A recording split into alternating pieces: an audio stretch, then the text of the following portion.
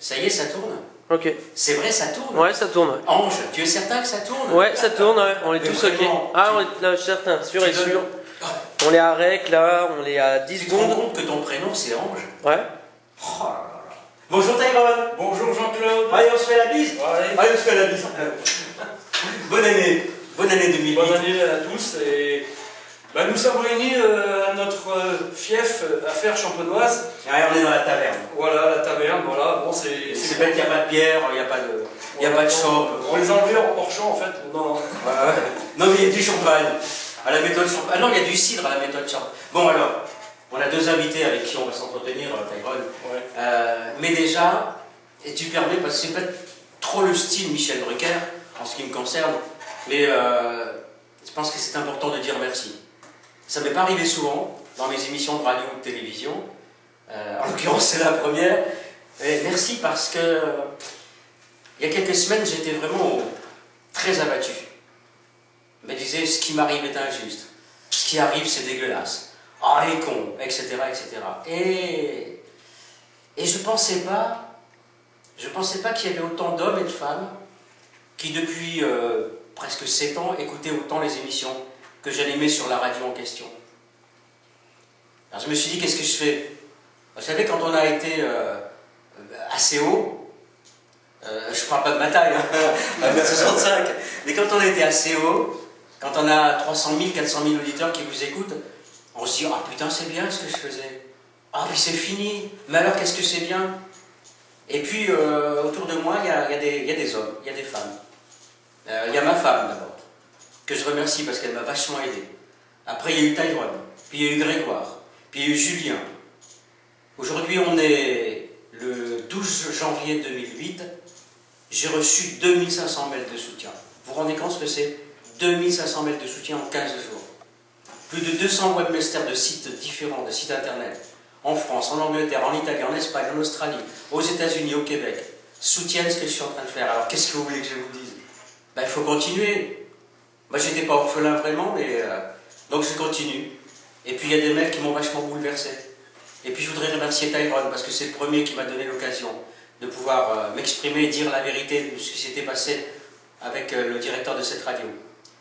Remercier OVNI Master, Eric, parce que s'il n'avait pas réalisé cette petite vidéo de 5 minutes plus près des étoiles, qui a semblé pour certains être un peu nécro, il n'y aurait pas ça.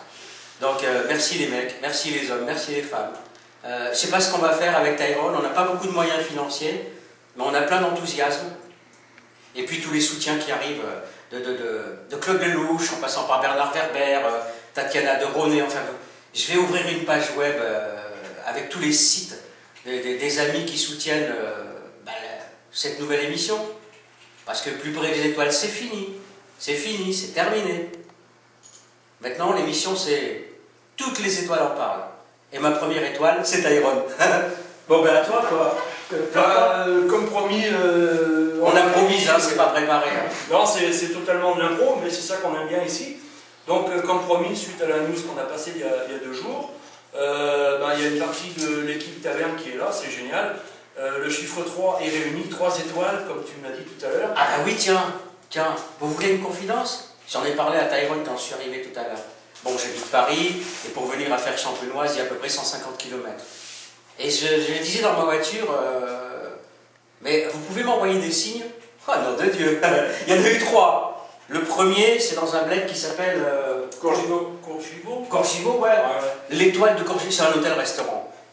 J'arrive à faire Champenoise, devant l'endroit où habite Tyrone, il y a l'Étoile champenoise. Et la troisième, c'est... Ah oui, j'étais derrière un poids lourd, un gros cul, comme on dit, immatriculé au Portugal, et le nom du transporteur, c'était l'Étoile portugaise. Vous vous rendez compte? 3 étoiles. On ne peut pas faire mieux. Donc j'ai la chance de pouvoir réunir aujourd'hui Jean-Claude, Gilles Job, Claude Barkel qui nous apporte beaucoup d'articles à la taverne, Gilles Job qui va collaborer avec nous aussi et qui a écrit un livre, mais ça on va en reparler tout à l'heure. Et Jean-Claude va mener de main de maître, il fait avec... 1m50, 60. Ouais, Ouais, toi, t'es plutôt double mètre. C'est pour ça que je suis un peu tassé là. Tiens, t'as droit, t'as Voilà. Bon, on va faire en sorte que vous ayez régulièrement des émissions qui seront disponibles et sur ma page web, je rappelle, c'est http://carton.jeanclaude.free.fr/. Et puis sur la taverne aussi, tu rappelles le site. Tyrondeneuf.oldiblog.com. Pas si vite, on est en train de causer dans le micro là. Non, ils ont l'habitude, ils tapent sur Google Taverne de l'étrange et ils tomberont facilement sur le blog. Hein, et donc on va faire en sorte de mettre rapidement cette interview aujourd'hui, samedi 12 janvier. Ah oui, parce que c'est vachement visité. Hein. Ouais. C'est vachement visité. La vidéo sur Google, la taverne de l'étrange, il y a déjà à peu près 2000 visites ou quelque chose comme ça. Ouais, on n'est pas loin. Et sur YouTube, plus près des étoiles, j'étais à 985 visites aujourd'hui, ce matin, 12 janvier 2008. Bon alors, ah oui, puis tiens, une nouvelle, rien que pour embêter quelqu'un, parce que je connais quand même un peu en ufologie, on va augmenter, on va parler de paranormal, de parapsychologie, de spiritualité, de témoignages authentiques de personnes, d'hommes et de femmes, qu'on ne voit jamais sur les autres médias, mais on va s'intéresser aussi à l'ufologie, hein, Tyrone. Toi, tu es un peu plus branché? Oh, moi, je m'intéresse à tous les phénomènes, donc on trouvera bien. C'est pas les cas qui manquent dans la Marne. Claude nous apportera son savoir. Alors peut-être commencer, on va présenter, hein, Ouais. parce que là on a beaucoup parlé, en fait, surtout moi. Présenter peut-être Gilles Job. Bonjour Gilles. Oui, bonjour. Je ne vous connaissais pas On fait connaissance aujourd'hui. de rencontrer Tyrone. Et puis Claude Burkel. J'avais beaucoup entendu parler de Claude Burkel. Bonjour Claude. Bonjour. Oui, à cause de... Non, grâce. Grâce. Alors, Gilles Job, une nouvelle théorie que vous défendez depuis 20 ans Disons que sur la construction des pyramides. je la recherche depuis 1980. Je trouve quelque chose de tangible, à mon sens, depuis 2001. J'ai réussi à le mettre en page dans les 6 semaines qui ont suivi la découverte. Donc la décision n'était pas facile. Le travail n'était pas facile non plus, puisque c'était du 24 non-stop pendant 40 jours, 40 nuits pratiquement à La mettre traversée en page. du désert. La traversée du désert qui dure depuis 6 ans et demi, absolument. Parce qu'une fois que le livre était fait, j'ai eu un mal fou à communiquer pour arriver déjà à le produire. J'ai pu le produire, avoir 2 contrats de production pour un premier livre et un deuxième en 2005. Donc ça a été le début d'une autre galère. Enfin bon, j'ai fini par trouver quand même... Regardez bien la caméra. Oui, j'ai fini par trouver quand même un éditeur. Donc, Bénévent de Nice, c'est les éditions Bénévent de Nice. Donc le livre est sorti, ce qui est pour moi un grand soulagement, puisque ma hantise c'était de voir ma théorie, puisque ma théorie des 12 contraintes disparaître. Les tentatives étaient là quand même de vouloir me la détourner. Maintenant, le problème, c'est d'arriver à me faire connaître. Donc, merci à la taverne, merci à Tyrone, merci à Claude Burkel et merci à vous-même de me faire connaître, de contribuer à participer à la réduction de mes déficits dans un premier temps, puisqu'il y a encore un travail immense, ne serait-ce que déjà le deuxième livre qui devait être fait, avec qui je devais être aidé, ça se passe pas très bien, sachant que j'ai repris les choses en main. Mais c'est pas évident de prendre la succession d'Hérodote. Hein.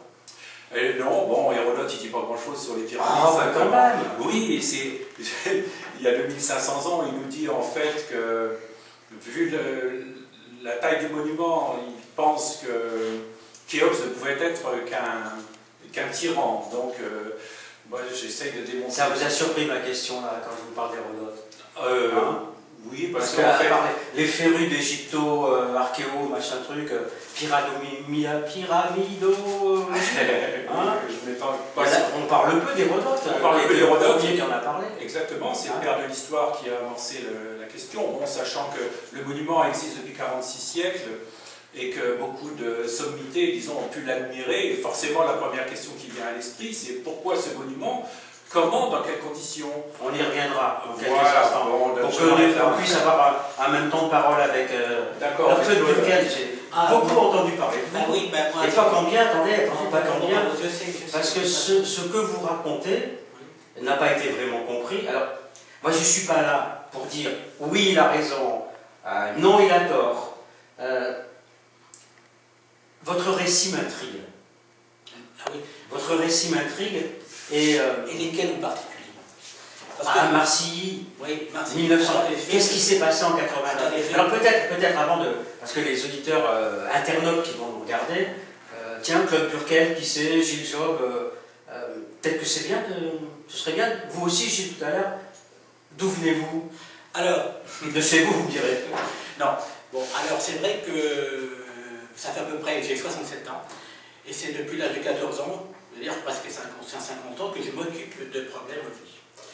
Mais mon parcours a été au début tout à fait bénin, mais au fur et à mesure du temps, j'ai participé à certaines revues et j'ai pris contact sur le terrain avec des hommes qui avaient déjà fait leurs preuves, surtout des Francis Mazières, des Guitaras, des Philippe Milieu, des Maurice Chantelin qui est mort, qui travaillait pour la NASA, et puis d'autres que j'oublie maintenant, et malheureusement ils disparaissent petit à petit. Et j'ai travaillé sur le terrain surtout. J'ai fait des... Il y aura bien plus aucun témoin bientôt. Et c'est ce qui me fait peur. C'est ce qui me fait peur. Et j'essaye par la transmission, ce que j'ai appris, apporter des éléments, sans affirmer quoi que ce soit, mais pour que les jeunes générations puissent reprendre le travail et puis continuer l'œuvre, parce qu'il y a... Et votre parcours, quel est-il? Quelles études avez-vous? Eh ben, je faisais partie de la Société astronomique de France, ou Serpente à Paris, où j'ai fait des cours d'astronomie. Ouais. C'est dans le 6e, ça? Oui. Pas mal d'Odéon? Oui, une tour qui a disparu maintenant, et ça a été remplacé. Et il y avait des télescopes là, et donc j'ai fait des cours là-bas. Des cours d'astronomie pure, c'est-à-dire vraiment scientifique à 100%. Et ce qui m'a permis d'abord d'approfondir l'espace, l'univers, et c'est ce qui m'a fait découvrir entre le problème extraterrestre et le problème de l'univers, il y avait forcément une liaison. Et quand on fait des recherches astronomiques pures, on s'aperçoit que nous sommes pas seuls dans le ciel, et actuellement bien des astrophysiciens ou physiciens ou astronomes, malgré qu'ils étaient réticents il y a une trentaine d'années, commencent à venir petit à petit. C'est un travail de longue haleine, mais ils arrivent quand même à s'y Vous avez remarqué, vous parlez peu de vous, hein? Oui. En définitive. Je parle peu de moi parce que ce que j'ai fait... Et pourtant, oui, ce que j'ai fait, c'est... Pourtant, vous faites parler de vous. Oui, mais je fais des recherches sur le terrain, j'en fais de moins en moins vu mon âge, mais j'ai travaillé sur les Templiers, les relations, j'ai travaillé sur les époques anciennes, j'ai travaillé sur l'alchimie, j'ai travaillé sur les courants telluriques, très importants, les courants telluriques terrestres. J'ai travaillé sur les domaines du Vatican, avec tous les secrets, c'est-à-dire la théologie, parce que la théologie a une concordance avec le problème extraterrestre, au niveau des blackouts, des choses secrètes, et puis le problème des mues, c'est-à-dire les continents disparus, et tout ça avec l'élément franc-maçonnique, et aussi la cabale phonétique, c'est-à-dire l'élément vibratoire que l'on peut avoir. On vous a dit que vous aviez les mêmes initiales que la copine du président, Claude Burkel, et Sylvie. Oui, mais ça ne faut pas le dire. Bon, et vous, Gilles? Oui, votre parcours, vous êtes... Moi, j'ai 51 ans, j'ai 2 enfants d'un peu plus de 20 ans. J'ai fait des études en gestion des entreprises. Et simplement, mon parcours privé m'a amené à beaucoup travailler sur un vieux manoir, sur une maison. Et c'est principalement le fait d'avoir fait ma toiture et de soulever des dizaines de tonnes de matériaux qui m'a fait... Comme quoi, hein? Très bien, lever les poutres. Ah oui, oui. Ah oui, on parlera des leviers. Hein. Oui, c'est tout à fait une histoire de... Mais vos études, quelles sont-elles? En gestion des entreprises, c'est l'unité, pas plus de... Voilà. Donc rien à voir avec les pyramides? Rien à voir du tout avec les pyramides. Moi, j'étais plutôt dans la recherche globale, la recherche abstraite avant 1980 sur ce qui m'intéresse, c'est-à dire les forces ascendantes d'Archimède avec l'eau, les forces descendantes de Newton ou de Galilée ou de Copernic, le mouvement des étoiles. C'est quoi ce bruit là? Il y a du bruit. C'est moi qui bouge. Oh, ouais, et donc, de fil en aiguille, je me suis dit pourquoi se poser des questions sur un thème un peu abstrait qui est la force descendante et ascendante et la conjugaison des deux, alors que le problème de pyramide paraît insoluble et pas réglé, puisque on dit théorie, en fait il y a beaucoup d'hypothèses. Je prétends aujourd'hui moi qu'il y a beaucoup d'hypothèses, mais qu'il n'y a qu'une théorie, c'est la mienne, donc je suis un peu gonflé évidemment. Mais si j'arrive à faire la maquette dans les mois, les années qui viennent, je ferai une démonstration en grandeur. Il y a déjà, ça a déjà été fait en 3D par non, il n'y a rien de probant, absolument pas. Il n'y a rien de probant. Alors attendez, moi, ce qui m'a toujours intrigué, parce que la construction des pyramides, soit on s'en fout, soit on est passionné, Absolument. mais là aussi, il y a plein de gens qui se tirent dans le nez, comme on dit. Ouais, je sais. Ça a toujours passionné des milliers de personnes. C'est presque une question existentielle. Bien sûr. Je dirais même une question spirituelle. Oui. Hein, vous êtes d'accord? Ah, mais il y a un côté fantastique que moi je ne renie pas du tout. Mais les Égyptiens n'ont jamais laissé de plan. Moi, Il n'y a je- jamais rien. Bah, sinon, Même Khéops, c'est une toute petite statuette. une petite statuette de moins de 10 cm, Ouais. très peu de renseignements. Bon, on a à la limite plus de renseignements sur ce qui s'est passé les 100 ans d'avant avec Djoser, Imhotep et puis le papa de Khéops, c'est fou. Hein, sa pyramide à 2 pentes, enfin, puis un tas de projets qu'il a lancés et qui me font penser, moi, que c'est les 10 décennies d'avant, en gros, hein, qui ont permis un progrès immense et qui a amené une technique formidable pour permettre d'élever des pierres à 150 mètres de haut, parce que le problème de la construction de base... 147. 147, Maintenant, ça 146. fait plus que 136 mètres. Exactement, puisque Ouais. le pyramidion, l'érosion, etc. ont passé à la trappe. Et donc là, je vous répondrai là-dessus qu'il ne faut même pas parler en mètres. Qu'il faut Il faut parler en coudées. en coudée royale. Il faut parler en coudées. Donc on a établi aujourd'hui... Et laquelle? Quelle coudée? Parce que... La coudée qui est convenue aujourd'hui, c'est de 52 cm et demi. Voilà, la coudée égyptienne. Donc. Bah oui, enfin, on ne sait pas les millimètres, ce qu'il fallait pour eux, mais grosso modo, c'est pour ça la raison que j'insiste sur la coudée, c'est parce que si on essaye de se mettre dans le référentiel, il est très important de parler en coudée. Le périmètre de base est un carré. Il fait 440 coudées de côté. D'accord? 440 coudées, ça 440 coudées. C'est Alors, pour équivalent transformer en voilà, mètres pour parler en mètres, ben, c'est encore beaucoup plus simple que les 655, 957 de l'euro. C'est-à-dire, vous divisez par 2 le nombre de coudées. 440, 220, et vous majorez de 5%.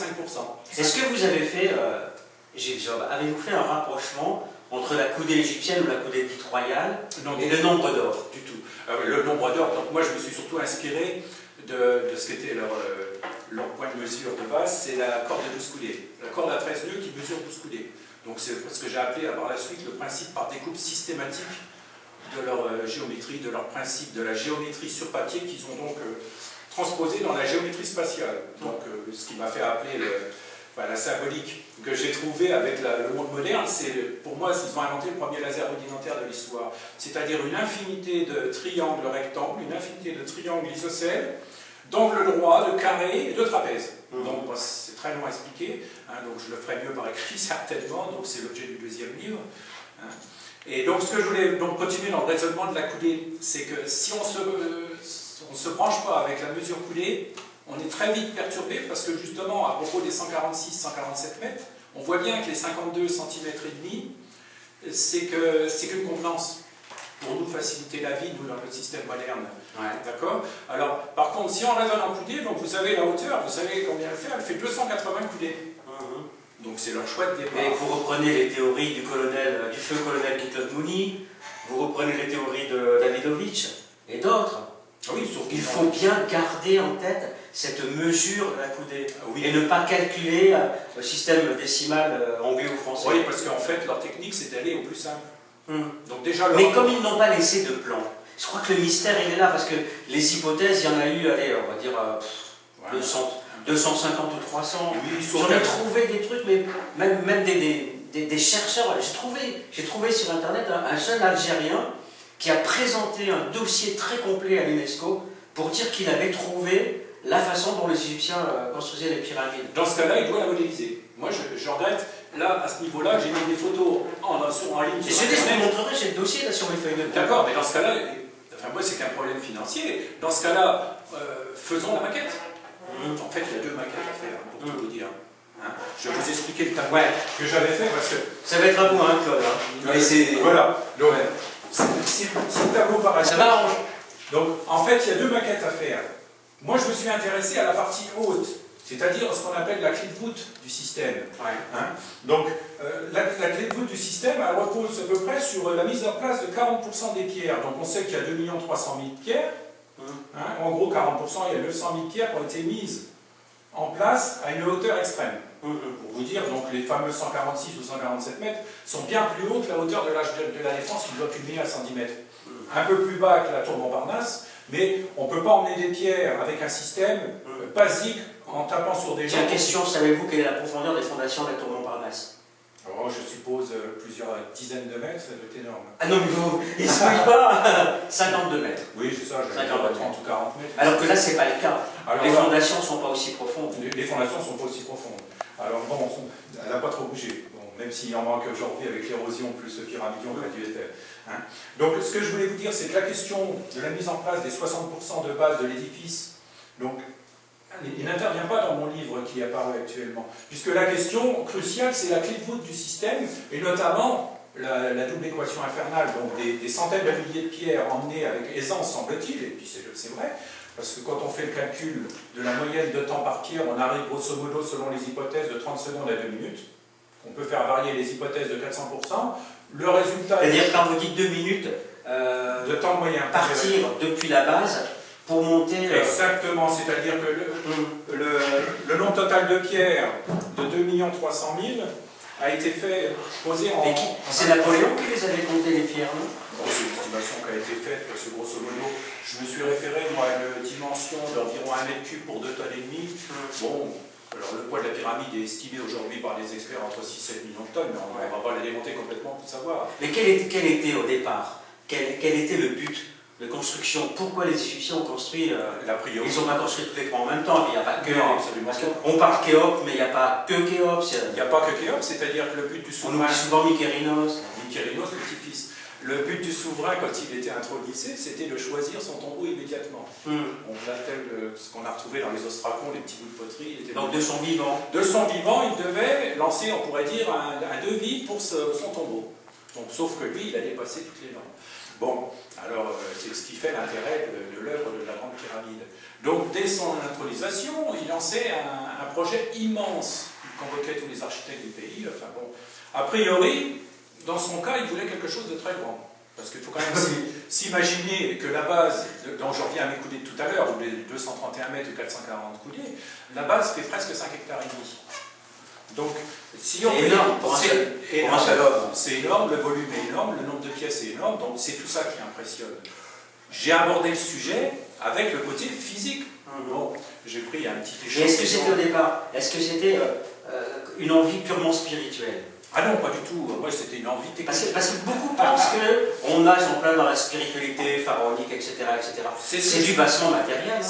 Moi, j'ai uniquement géré ça à la façon technique du petit bricoleur, en disant comment je pourrais faire avec des outils de ce style-là. Ça, c'est ce qui a servi à construire ma toiture. J'ai dû en poser plusieurs kilomètres pour faire 350 mètres carrés de toiture. Donc, avec une pièce comme ça, comment, donc c'est à peu près l'échelle, 1/100, on va dire, et de la petite corde comme ça, comment on peut faire pour manipuler un bloc équivalent de 3 tonnes 3 tonnes, 3 tonnes 5, ouais. Voilà. Alors justement, on n'a que 90 minutes malheureusement. Oui. Ou heureusement, je ne sais pas. Mais quels sont les instruments? Qu'est-ce qu'ils avaient à leur disposition, les Égyptiens?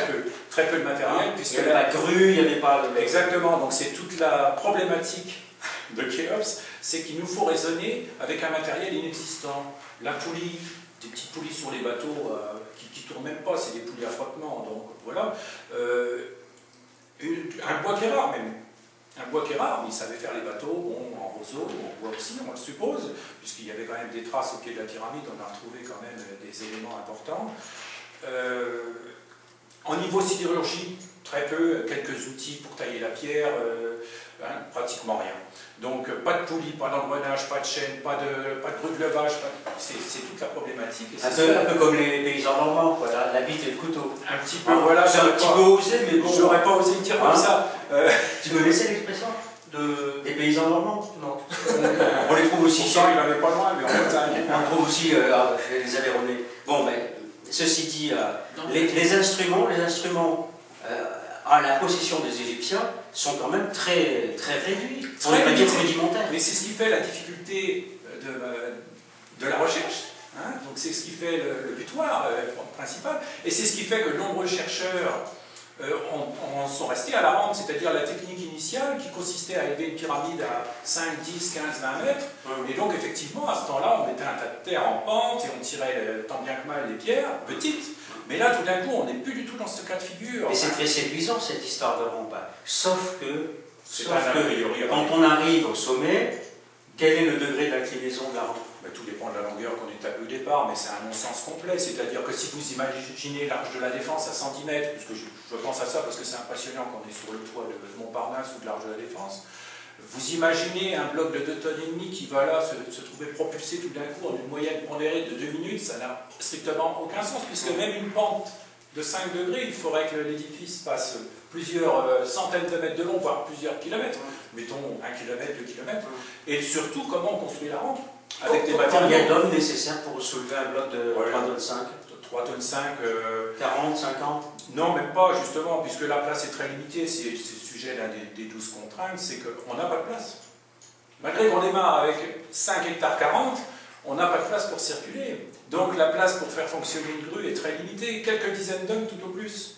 Donc il faut bien qu'il y ait un système physique que donc je prétends proposer. Vous avez fait un quota, les travailleurs, si je puis dire, des forçats, où certains parlent de 10 000 hommes, d'autres de 450, 500 hommes. Sur la pyramide, je ne suis pas rentré dans le détail, si vous voulez, chiffrer, puisque bon, ma grosse crainte, c'était déjà de lancer l'hypothèse de la construction. Voilà, mon procédé de le verrouiller, parce qu'il n'était pas à l'abri. Donc, bon, bien sûr, j'ai déposé chez un officier ministériel dès que j'ai pu faire le premier livre, mais ça me laissait des craintes et elles étaient fondées. Donc, l'idée, dans le livre 1, c'est d'exposer la thèse en 2 chapitres. L'utilité de cette émission, c'est que celles et ceux qui nous regardent et qui nous entendent achètent le bouquin. Il n'est pas très épais. Voilà. Mais alors, attendez. Donc, les pharaons. Quel est le premier pharaon qui a décidé que l'on construise la première pyramide? Est-ce que, historiquement, on a des traces? Là, très peu. Donc, on a surtout des traces des pyramides qui restent. Bon, la numéro 1 classée, on va dire, c'est celle de Djoser. Djoser, il y a deux noms, donc à peu près 100 ans avant Khéops. Donc, je ne suis pas rentré trop dans le détail de l'histoire, puisque... Parce qu'il a bien fallu qu'il y en ait un qui ait cette idée. Déjà, la forme de la pyramide est très symbolique. Bien sûr, la forme est très symbolique, et puis elle est répétée dans d'autres endroits de la planète à des millénaires d'intervalle. C'est une forme, simplement, je serais tenté de dire... pour ma part, j'ai construit ma première pyramide en 62, si je veux faire un peu d'humour. Donc j'avais 5 ans et j'ai vu mon premier jeu de cube à Noël. Donc en fait, l'humain, les premiers gestes, dès qu'il commence à bouger ses mains, ses pieds, etc., c'est en fait, on a un jeu de cube, qu'est-ce qu'on fait? On les empile. Et en fait, c'est la première forme d'architecture qui est la plus simple d'un point de vue pratique. Et bon, c'est une bonne remarque. Voilà, ce qui se passe, c'est que moi, d'après ce que je sais, d'après des suppositions d'autres, la pyramide représente un élément humain.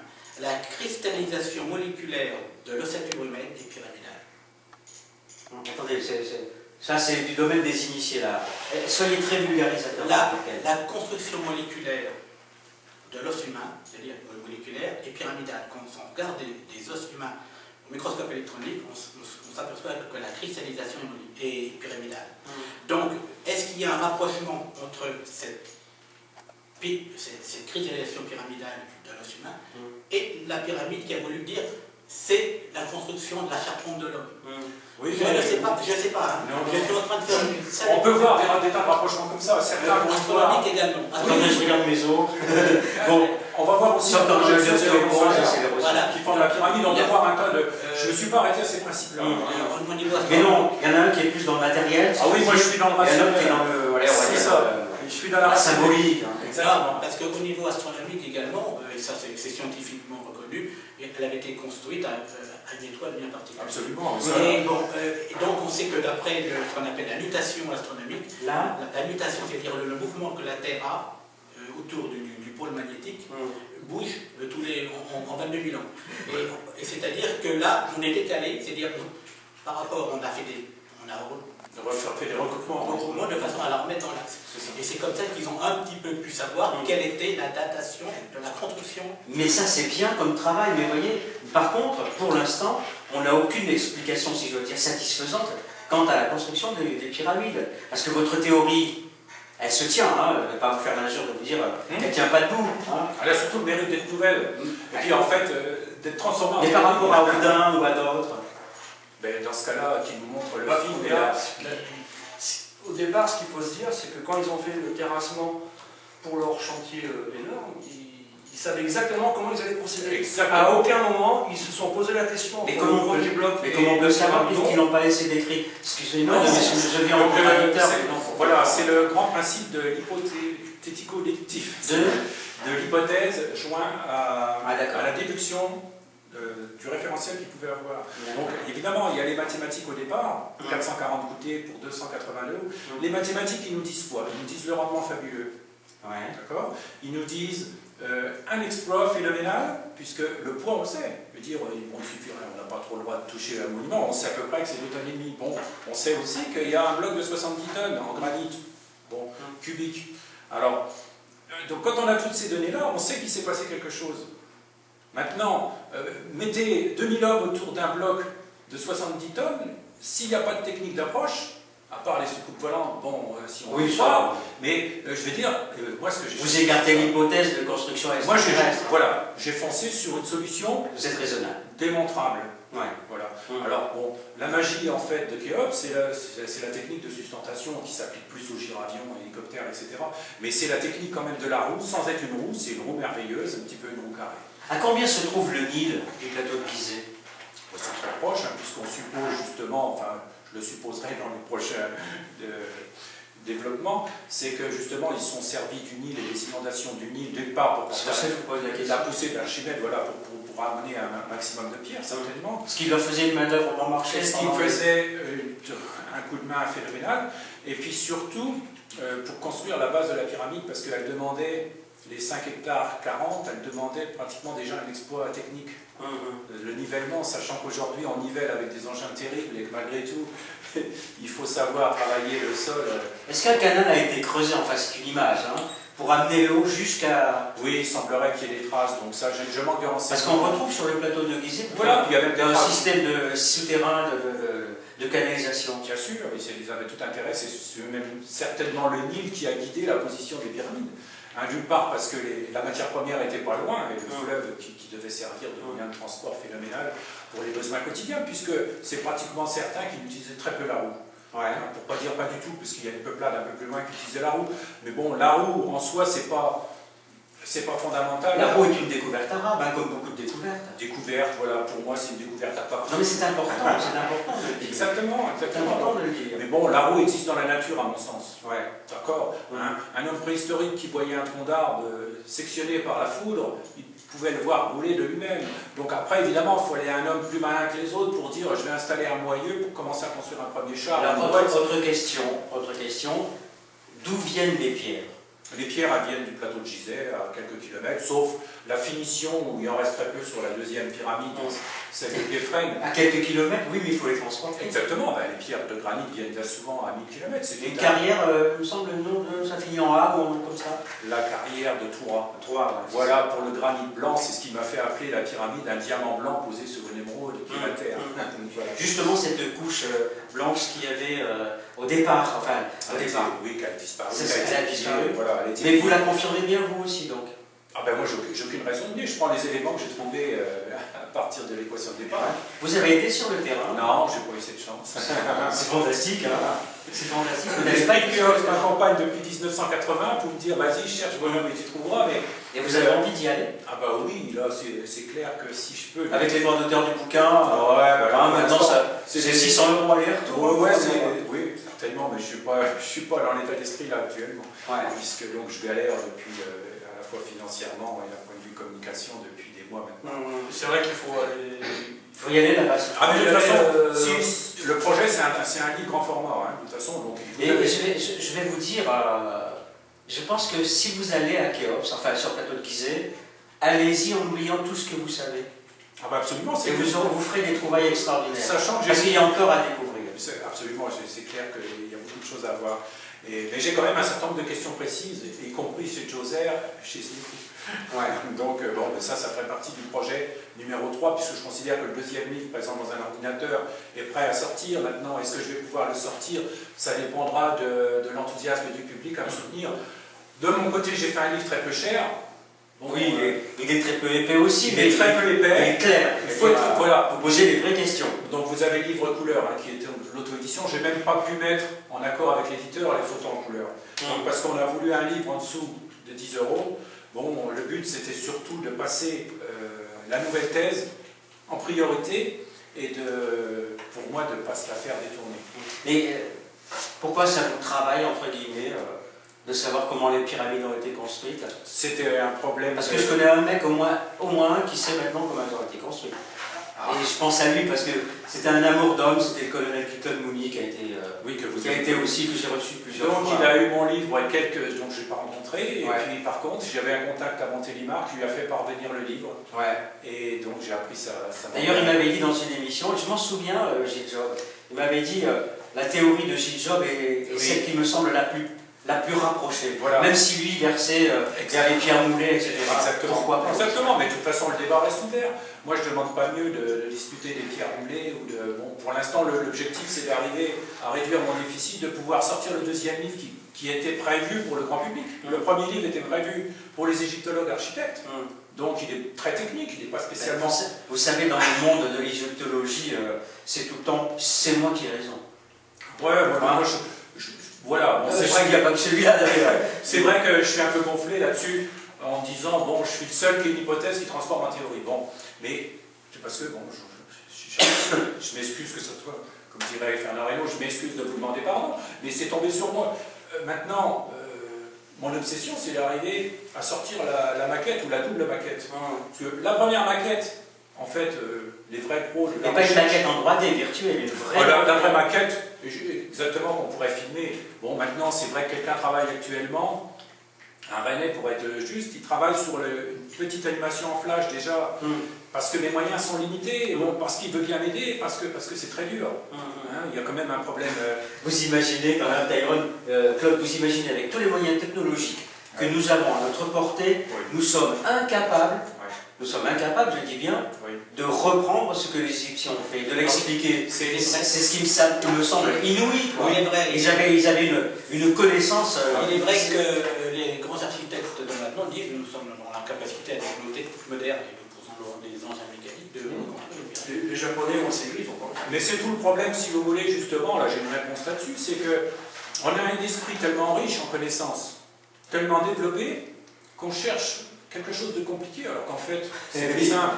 Et en fait, tout ça, ça repose sur une omission ou une double omission majeure, c'est qu'on oublie que c'est des pros, non seulement de la taille de pierre, non seulement de la géométrie, mais on oublie surtout, c'est qu'on a affaire à des pierres géométriques elles-mêmes. Et c'est là où je parle de... Qui ont été taillés également. Qui sont taillés au millimètre, donc c'est prouvé avec... Les Égyptiens, selon vous, les architectes, travaillaient plus à l'intuition ou à la connaissance? La connaissance, mais la connaissance simplifiée. Parce que c'est un peuple qui sort du bois, de la forêt, on va dire.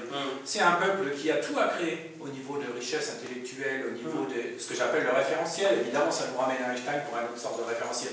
Mais on en est bien là. Nous, on a un référentiel immense. Un gosse de 10 ans aujourd'hui, il sait que le soleil, il est fixe ou pratiquement fixe, et que c'est la Terre qui tourne. Alors que si on raisonne héliocentrisme, pour nous évident, alors est-ce que vous pouvez prouver, vous, que c'est bien la Terre qui tourne? Moi, le premier, j'en suis bien capable, mais je le sais. Simplement, c'est un postulat maintenant pour quelqu'un du XXIe siècle. Mais à l'époque, pour l'homme... Souvenez-vous, Galilée, Copernic, Archimède, Voilà. et puis comment, Tycho Brahe, et puis Kepler. Et puis Kepler, on l'a pris pour un fou. Vous oubliez l'école de Pythagore, parce que Copernic Pythagore. reprend 17 siècles après l'école de Pythagore, qui avait déjà soulevé la thèse de l'héliocentrisme. Seulement, Aristote, Platon... on est toujours dans le même conflit. Oui, Aristote, c'était pas Platon, Pythagore, etc. C'était pas un thème qui était tellement de mode à Et l'époque. pourtant, vous imaginez, 2000 ans après, on en parle encore. Exactement. J'avais découvert. Exactement. Et tout ça a été, petit à petit, est-ce que ça a été oublié ou est-ce que ça a été volontaire? Dans le cas de la pyramide, l'explication que j'apporte, c'est qu'elle est claire, c'est que le système il est devenu obsolète depuis très longtemps. On en revient à Hérodote, qui visite les pyramides 2000 ans après, donc il a des témoignages. Moi, je retiens ce qui m'intéresse dans le témoignage, il y a une petite phrase, des courtes pièces de bois qui correspondent à mon montage. Ah oui, celle-là. Voilà, D'accord. c'était cher à porter. Donc, les témoignages, mais bon, Hérodote, c'est pas possible, c'était un tyran, voilà. Sinon, ce qui s'est passé, c'est que c'est simplement l'abandon des pyramides qui fait la perte de la technique. Quel intérêt aujourd'hui d'une technique de soulever des pierres avec des moyens faibles? Aucun. Ça ne va pas faire aider à faire décoller la fusée Ariane. Vous parliez de l'âge de la défense tout à l'heure. Je vous signale que ça commence, la façade s'érode de plus en plus depuis quelques années. On est peut-être pas Regardez, pour 50 siècles. comment ça s'appelle le grand théâtre qui est à Place de la Bastille, l'Opéra Bastille. Et qui sait, il y a peut-être d'autres peuples qui ont utilisé cette technique pour construire Absolument. l'édifice, parce qu'il y a quand même des monuments un peu partout. Prestigieux, des cathédrales, où ils utilisaient déjà un système de contrepoids. Hein. Simplement, bon, ils avaient déjà les ascenseurs pratiquement avec des hommes qui arrivaient à démultiplier, les poulies déjà un peu plus industrielles. Hein. Donc ce que je voulais en revenir pour en finir avec... Avant le téléphone arabe, il y avait le téléphone égyptien. Oui. C'est arrivé en Hongrie, en Bosnie, on en retrouve des pyramides. Exactement, hein, c'est la forme. Comment ils ont communiqué? Comment ils ont fait, oui. Comment ont-ils communiqué? Tu couperas au montage, hein, Ange, hein, comment ils ont. Sinon, ça va faire très donc, ce que je voulais dire donc, par rapport à la culture, c'est l'approche sociologique, hein, si on veut, du problème, c'est que donc, nous, aujourd'hui, 21e siècle, une culture immense, même pour un gosse de 10 ans. On sait bien pratiquement ce que c'est que l'attraction terrestre, on sait beaucoup de choses, mais pour l'homme de l'époque, naturellement, le soleil, c'est lui qui... Alors à tel point que dans la dans leur idéologie, si on veut, le soleil, il gagne sa bataille des ténèbres la nuit. Vous savez un petit peu. Donc, on espère qu'il va la gagner pour le lendemain réapparaître. Alors que tout ça, on sait bien que c'est une façon de voir les choses. Et puis c'est normal en fait, parce que il faut que le moderne, bon, toutes les découvertes qui ont lieu au fil des siècles et des millénaires, amènent son petit lot de savoir. Bien, je reviendrai à d'autres questions avec Tyrone. Alors, Claude Burkel, depuis combien de temps vous racontez cette histoire? La vôtre. Mon histoire, j'ai raconté ça déjà depuis le CFRU avec Pierre Delval dans les années 70. Et en vérité, c'est à partir des années 70 que j'ai foncé. Alors beaucoup vous prennent, moi je ne vous connais pas, et puis les milliers de personnes qui ont suivi mes émissions pendant des années savent que je ne me suis jamais posé en jugement. Enfin, je ne sais pas, j'écoute, j'apprécie aussi, hein, et puis je me dis, tiens, le témoignage de tel ou tel peut être intéressant, mais les mauvaises langues disent que vous auriez découvert il y a quelques années un document, un cahier ou un dossier qui aurait été plus ou moins oublié et que vous l'auriez au fur et à mesure agrémenté avec vos inventions. Déjà. Des inventions? Des inventions, oui. Des inventions, je ne vois pas, parce que moi, le travail et les recherches que j'ai faites ont été à la suite d'une enquête particulière où un homme avait des éléments qui étaient particuliers au niveau connaissance. Il s'appelait Jacques Rollin. Ouais. Jacques Rollin, il travaillait sur les paternoster. Et il a eu des informations importantes qu'il m'a laissées, des écrits, des enregistrements même, que j'ai encore, qui n'étaient pas faits toujours dans des conditions extraordinaires, mais qui étaient valables. Et c'est à la suite de toutes ces informations-là que j'ai fait des recherches sur le terrain. Et les recherches sur le terrain, au niveau le pic Gomélon, avec l'aide de Guy Tarade, sur la forêt d'Orient, sur donc, les Templiers, donc, sur Gisors également, où j'ai travaillé, j'ai fait des fouilles clandestines, disons. J'ai eu pas mal d'ennuis à ce sujet-là, parce que quand on va dans des endroits interdits, on n'a pas toujours des gens qui sont faciles. Et donc j'ai pu étudier ça de près. Et petit à petit, j'ai fait moi-même des recherches sur ces éléments-là, et j'ai fait des écrits. Alors voilà, j'ai retrouvé la trace. Il me semble, dit l'auteur, que Claude Burkel a probablement simplement pris un vieux livre sensationnaliste et repris ce qu'il y a trouvé sans faire la moindre recherche ou vérification. Il n'est pas étonnant qu'il y ait pratiquement rien de vrai dans tout l'article. À quel article? Alors, que s'est-il passé à Marcilly en 1989? De quoi avez-vous été témoin? Alors, en Marcilly, il y a eu, d'ailleurs, si j'ai fait cette enquête-là particulièrement importante, c'est que... Parce que tout est parti de là, Claude. Ah non. Non. Bien avant. Ah, vous aviez déjà mais des antécédents. Oui, j'ai fait le pic Gomélon où j'ai fait le trésor des morts, avec Guy Tarade qui m'a donné les informations, avec Banderlé concernant le Mont Sinaï. J'ai travaillé sur Gisors, j'ai travaillé sur la forêt d'Orient.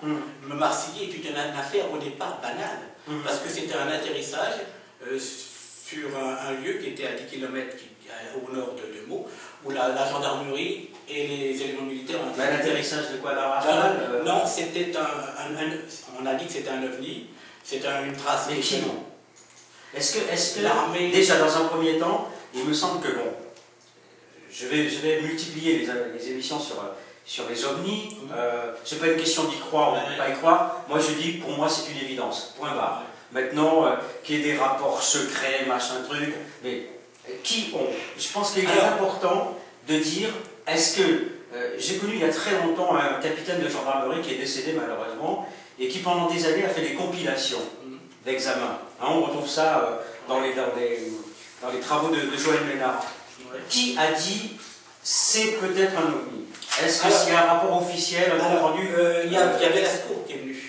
Là? Velasco. Ah, je crois que Velasco.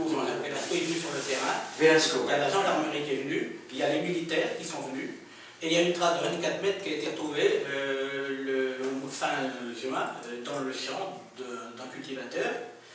Et vu les traces qu'il y a, Velasco a dit, à ce moment-là, il ne reconnaissait pas les ovnis comme existants, mais enfin il était là pour démystifier le problème, c'est de la foudre en boule. En effet, cette photographie a été faite par les militaires. Et les militaires ont resté une semaine là-bas, ils ont étudié le terrain, et ces militaires ont dit, c'est bizarre, on va faire une enquête, mais pour nous, pas d'explication valable. Il y a eu des reportages qui ont été faits dessus, et on s'est aperçu qu'à la suite d'une enquête, il y a eu à peu près 40 kilos de blé qui avaient disparu. Alors cette empreinte, quelle est-elle? C'est l'endroit, je montre à la caméra, voilà, vous voyez ici une photo qui est prise de hauteur, où on voit une trace qui est laissée dans un champ, et une trace qui mesure combien sur combien? Alors elle mesure à peu près 6 mètres de large sur 24 mètres de long. 24 mètres de long. Et à l'intérieur, il y a un trou assez important que l'on retrouve un peu partout où il y a ce genre de traces. Ouais. Bon, alors il y a eu 24... Est-ce que cette... Pardonnez-moi, j'essaye de comprendre, hein, parce que beaucoup de gens ne sont pas forcément au courant de ce qui s'est passé à Marcilly. Comment peut-on affirmer, j'ai pas dit prouver, comment peut-on affirmer que c'est un engin spatial qui se serait posé là?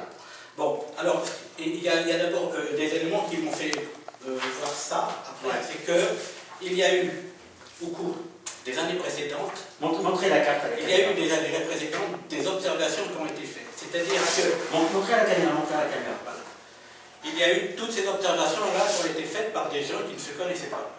Sur 1 km², il y a déjà eu 6 apparitions qui ont été pas filmées, enregistrées, déposées à la gendarmerie. Ma question, elle est précise, Claude Burkel. Comment peut-on affirmer que c'est un engin extraterrestre? Dans tous les cas... Qu'est-ce qu'il reste comme trace? Actuellement, il reste... Est-ce qu'il y a eu des analyses de fait de la Terre? Est-ce qu'on a découvert quelque chose qui permet un élément? Scientifiquement, il n'y a rien eu. Velasco est venu, on a fait... Non mais je me dis... Oui, mais je veux dire, bon... Est-ce qu'il y a eu des analyses de l'endroit, de la terre, de l'herbe? Est-ce qu'il y a eu quelque chose? Je sais pas, est-ce qu'on a retrouvé un morceau de ferraille, par exemple? Non, absolument rien. Parmi les techniques modernes, il n'y a aucune technique moderne reconnue qui fait mention de quelque chose de particulier. Par contre, moi ce que j'ai découvert bien après, c'est que par la radiesthésie, ceux qui croient en radiesthésie diront oui, ceux qui ne croient pas diront non. Enfin, moi ça m'est égal, je vous donne des éléments. Oublions les croyances. Hein. On s'est aperçu que l'engin avait laissé des traces qui étaient détectées par les baguettes de radiesthésie. Il est venu le président de la radiesthésie de France, là, M. Serval, qui est venu avec des collègues à lui et qui ont détecté d'une manière colossale les rayonnements qu'il y avait à cet emplacement-là. Et plus de 10 ans après. Je veux dire que cette trace-là, même si le champ a été renouvelé, cultivé de nouveau, il n'y a absolument aucun élément de surface. Est-ce qu'il y a eu, y a-t-il eu des témoins oculaires de l'atterrissage de l'engin? Parce que je crois savoir qu'il y a eu un énorme bruit semblable à une explosion. Voilà, c'est ça, il y a eu une espèce de coup de foudre, comme il dit le cultivateur la veille, qui ressemblait à de l'orage. Mais ce n'était pas l'orage, enfin bon, on peut considérer que c'est l'orage, il y a eu un énorme coup, mais il n'y a pas eu de trace visible. Par contre, Il y a un élément important qui s'est produit bien avant, dans ce même champ, où quelqu'un a vu un objet se déplacer. Ça s'est passé ça doit être en 54, non, oui. Ah oui, non, c'est en 56, il y avait des travailleurs qui ont vu, qui travaillaient dans ce champ. Donc ce champ était, si j'ose pas le dire, un endroit habituel où les ovnis se posaient. Et donc, le cultivateur qui a bien voulu me... Monsieur P. Oui. Enfin, je ne dis pas son nom là. Non, mais j'ai dit Monsieur P. Monsieur P, oui. Ouais. A bien voulu me recevoir et m'a expliqué qu'il avait déjà eu ce problème-là avec des ouvriers. En 54, il était jeune. Y a-t-il des rapports de gendarmerie? À cette époque-là? Ouais. Oui. Et ces messieurs qui ont travaillé là ont quitté. Et, le cultivateur, ils n'ont jamais voulu retourner dans ce champ. Il était en train de dîner et ils ont vu la... Alors, il n'y a pas de témoin oculaire. Si, il n'y a que pour cette... Non, mais attendez. Moi, je reviens, hein, parce que vous savez, le monde de l'ufologie, Claude Burkel, c'est quelque chose auquel je m'étais intéressé dans les années 91, et au fur et à mesure, vous le savez comme moi, Velasco est devenu ce qu'il est, il a écrit son bouquin, mais le monde de l'ufologie, c'est un peu comme le monde de la parapsychologie, hein. Il y a du pipeau, il y a des charlatans. Je ne vous demande pas, moi, de nous apporter des preuves, mais il n'y a pas de rapport de gendarmerie. Si, il y a un rapport de gendarmerie. Mais où peut-on le trouver? Par quelle gendarmerie a-t-il été établi? Et ça a été fait à Marcilly, puisque Velasco était allé voir. Il est accessible Je ne sais pas si la gendarmerie ont le droit de donner ce rapport. Bien sûr. Ils doivent exister. C'est un document qui a été déclaré. La télévision française... Non, mais la télé, non. Non, mais je veux dire que M. Velasco, lorsqu'il a été à la gendarmerie, ça a été filmé. C'est-à-dire qu'on sait que la gendarmerie a fait ce rapport. Donc, ils sont venus sur place. Donc, il y a des traces écrites de cet atterrissage. Enfin, ce que dit atterrissage. Oui. Bon, ça peut être un phénomène naturel, pourquoi pas. Mais je veux dire que donc, rapport de gendarmerie, vous l'identifiez. Oui. D'accord. Mais est-ce que les gendarmes en ont conclu qu'il s'agissait d'un vaisseau extraterrestre? Jamais. Ils n'ont pas le droit d'abord de faire ça. Ils n'ont pas le droit de dire que c'est un vaisseau terrestre, parce que le terme, s'ils donnaient ce terme-là exactement, on dirait, ça y est, c'est vrai. Ouais. Et là, lorsqu'à partir du moment où il y a une trace, où il n'y a pas eu, ils ne peuvent plus dire, il y a eu un phénomène paranormal qui n'est pas explicable, on l'enregistre, les scientifiques viennent, ils ne trouvent rien, c'est fini. Le rapport existe avec des dizaines de... Alors vous dites 12 mètres de large sur 20... Non, 6 mètres de large sur 24. Oui. Mais alors, est-ce qu'il y a eu des prélèvements, des analyses Oui, il y a eu des prélèvements, mais qui n'ont jamais été révélés à personne.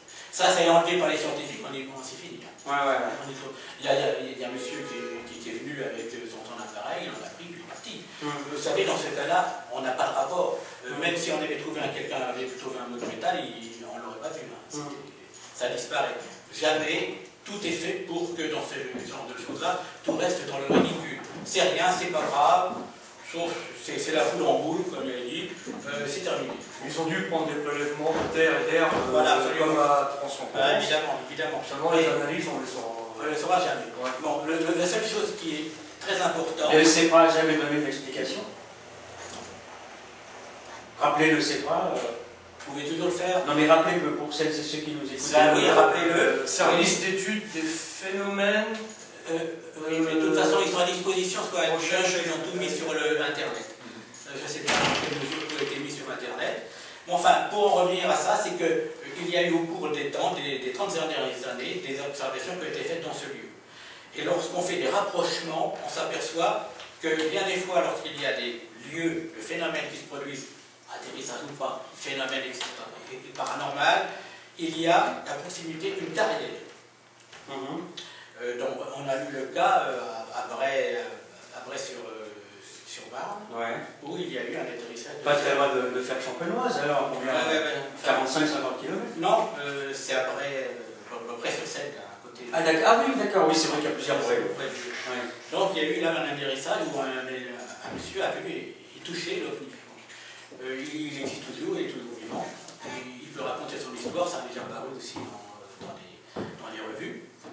Et là, c'est pareil, c'est à côté d'une carrière. On croirait qu'il y a une relation entre certains endroits par rapport à la géologie du terrain. Bon, vous saviez qu'il y avait une base secrète à Villepinte. Vous voyez, ah si, si, mais Georges Bush vient très très souvent visiter, d'ailleurs le président Jacques Chirac aussi. Non mais vous voyez, mais c'est ce que j'arrive pas à comprendre. Hein.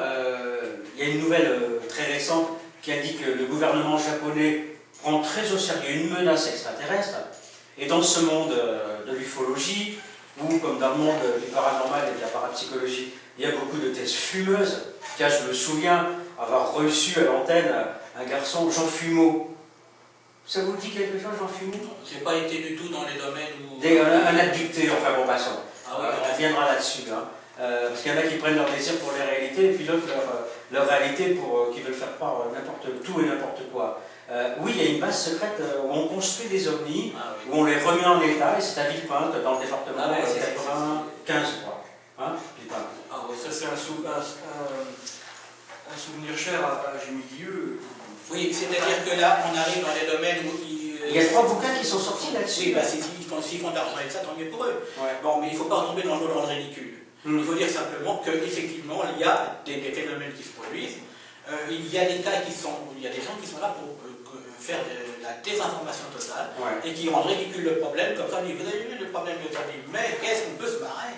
Qu'est-ce qu'il y a comme... Et c'est grave cette désinformation. Oui, parce qu'en fait... Qui profite c'est-à-dire que pendant ce temps-là, il y a des gens qui travaillent, il y a dont l'on et qui étudient sérieusement le problème. Et on ne parle pas d'autre chose. Et on ne parle pas d'autre chose. On parle que ça peut aller voir les idioties qui peuvent raconter. Mais Claude, tu peux peut-être nous raconter aux personnes qui nous écoutent et qui nous voient là, le reportage qu'on a fait en forêt d'Orient concernant, tu sais, cette porte templière qui est encore un vaste sujet très... Alors là, c'est un sujet aussi. Alors juste, attendez, je vais vous laisser raconter, mais c'est comment il s'appelle là, votre entité, votre initiateur? Ouais. C'est qui? C'était un être, ce qu'on appelle une superposition, c'est-à-dire un être qui venait inviter comme une entité, quelqu'un, et qui lui laissait des informations. Autrement, c'était un être tout à fait normal. C'était pas l'extraterrestre avec des 10 oreilles comme on peut représenter. Il faut rester dans... faut pas passer dans le ridicule. Hein. Alors, bon, écoutez, excusez-moi, mais prenez-le avec le sourire. Hein. Ou vous êtes un gros menteur, ou alors vous avez une sacrée bonne mémoire. Parce que vous n'avez jamais dévié de vos déclarations. Et ça, c'est un compliment que je suis en train de vous faire. Mais je peux pas dire... Vous n'avez jamais dévié de vos déclarations. Non. Et je dis, cet homme-là, parce que j'ai quand même un peu préparé cette émission, un peu préparé, me dit, cet homme-là, il est fidèle dans ce qu'il dit. Ou alors c'est un gros menteur, mais les gros menteurs, ils n'ont pas de mémoire. Hein, donc, moi, je sais que j'ai fait des dossiers différents, des fois qui n'ont rien à voir avec les problèmes extraterrestres, c'est-à-dire, par exemple, le Gisors avec les Templiers, qui était un élément parallèle, parce que je crois que les Templiers avaient des connaissances presque supérieures à la normale, qui ont fait construire des cathédrales par l'élément maçonnique, et qui a une relation avec les orientations des constellations. D'ailleurs, cette région de Champagne, elle est très importante. Il va falloir qu'on revienne vraiment sur les cathares et sur les Templiers. Alors, qu'avez-vous découvert dans cette forêt? Alors, attendez, parce que ce qu'il faudrait dire, c'est que moi, ce que je dis, je l'ai vécu. Ceux qui ne croient pas, mais... Alors, qu'avez-vous vécu, Claude? Moi, avec ce fameux... ça s'est passé quand? Où? Ça s'est passé en 1972, où on allait chercher des informations dans la forêt d'Orient. Alors, dans la forêt d'Orient, c'est une forêt qui appartenait aux Templiers, que Bernard... Elle se trouve où géographiquement? À côté de Troyes, c'est à l'est de Troyes. À l'est de Troyes, il y a...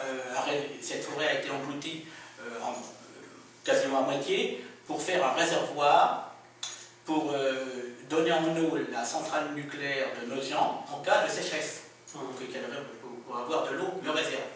On a le lac du Der qui est au nord, qui est à côté du Vitry-François, qui lui sert à temporiser la Marne en cas d'inondation sur Paris. Donc vous allez visiter cette forêt la première fois en 1972. Oui, parce qu'en fait... Pour quelle raison?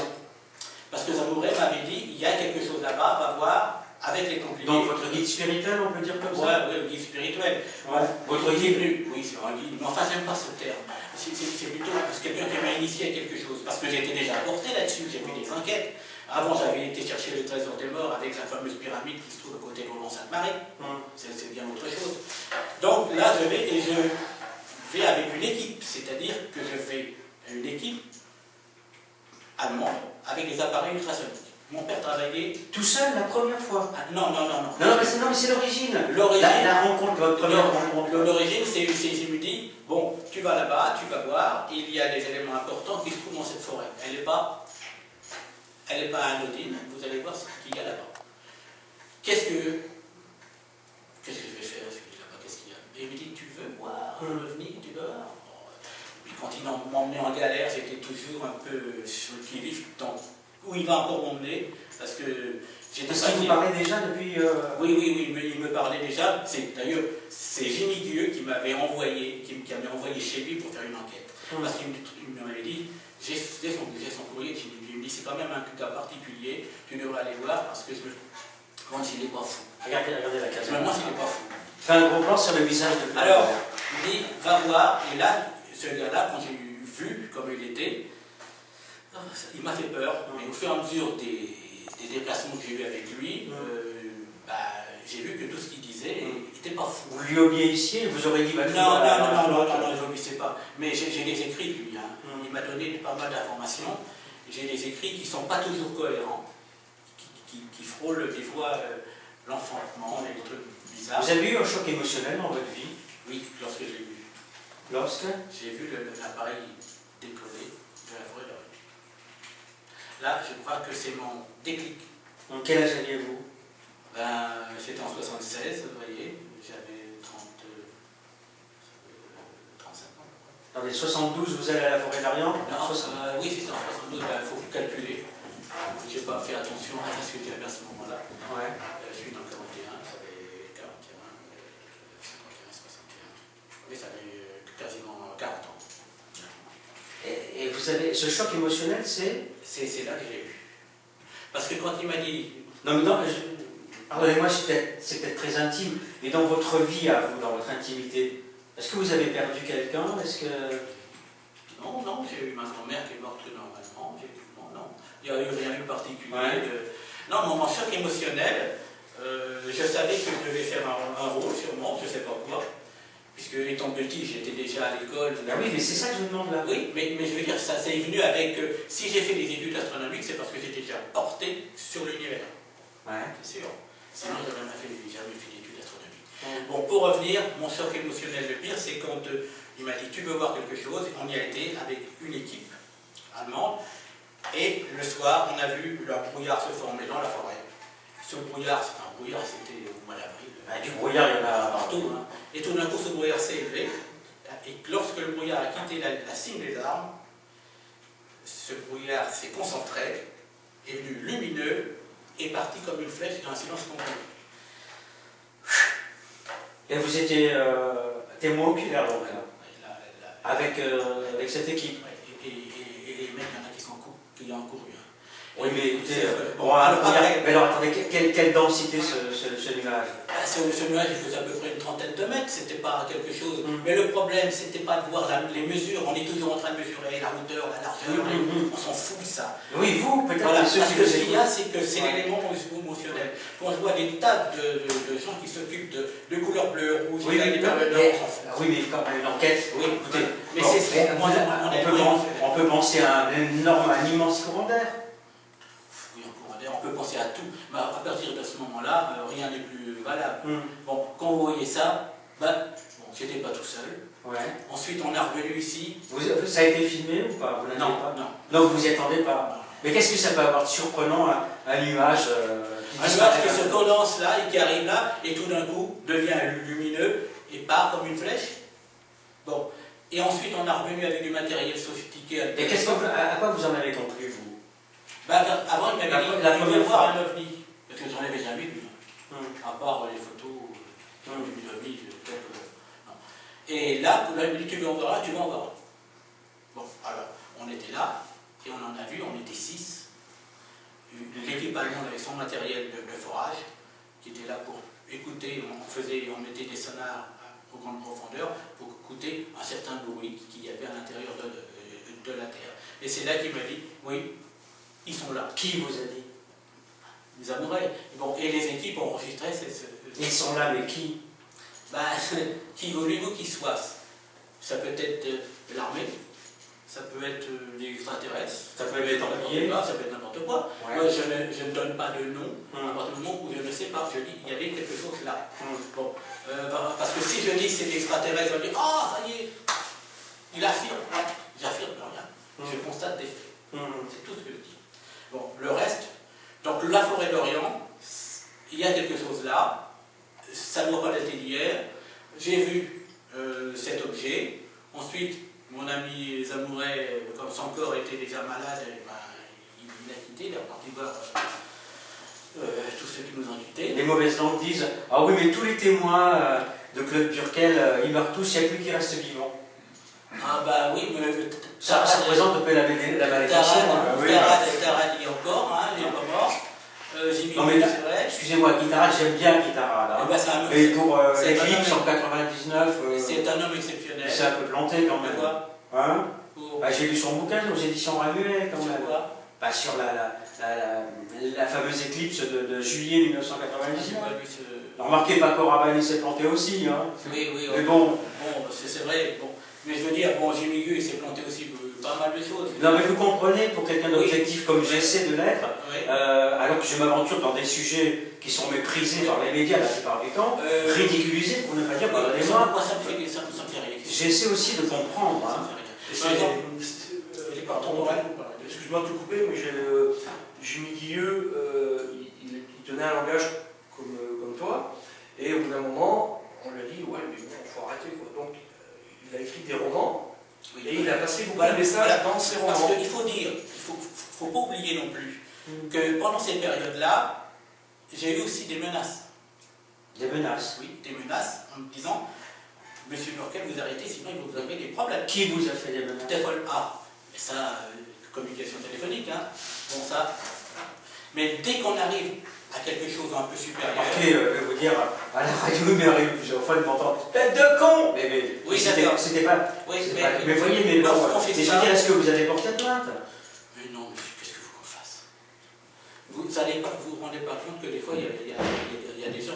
Vous savez que vous avez des services de renseignement qui bloquent les informations, vous avez des choses qui se passent autour de vous que vous ne pouvez pas maîtriser. Et des menaces, qu'est-ce qui est dérangeant dans la révélation qui est là-bas? Quand on découvre des choses qu'on ne doit pas découvrir, Non, mais c'est pas qui, le et qui doivent gêner, pour les cultures. Vous ne voyez pas que, par exemple, découvrir que les extraterrestres sont sur Terre pourrait gêner le Vatican. Parce que c'est remettre en question.